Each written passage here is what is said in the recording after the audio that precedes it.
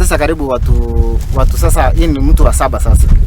Hii ni mtu wa 7 ambaye tumempoteza in a span of 1 week, and it is sad because the people who we are tunapoteza vijana wadogo sana ambao hawastahili kukufa. Population yetu ya Samburu kwanza bado iko kidogo, na tukiendelea kupoteza vijana kama hao saa hii, inamaanisha hata population yetu itaendelea kuwa stunted. Walifu ambao walikuja eneo langu, kijiji ambayo inaitwa kijiji Bendera, wakapata kuua kijana mmoja wa chini miaka 35 na kujeruhi mvulana mmoja mwenye chini miaka 20 na pia kujeruhi ofisa wetu wa polisi. Walifu walikuja kufamia area yangu ya Bendera na ni Waturkana, na ni kama watu ambaye estimate ni kama watu 30, ni kama full rate.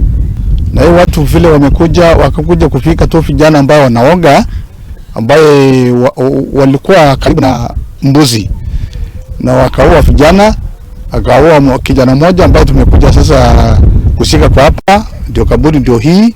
Kuna kijana mwingine pia alipelekwa hospitali Referral Hospital ambaye ni Mbalala, na pia kuna askari pia alipelekwa. Hakika tunataka kuambia ofisi ya Kindiki ya kwamba Baragoi mambo sio mzuri. Serikali yetu ambayo tunaipenda sana walikuja wakatoa askari ambao walikuja kutusaidia hapa.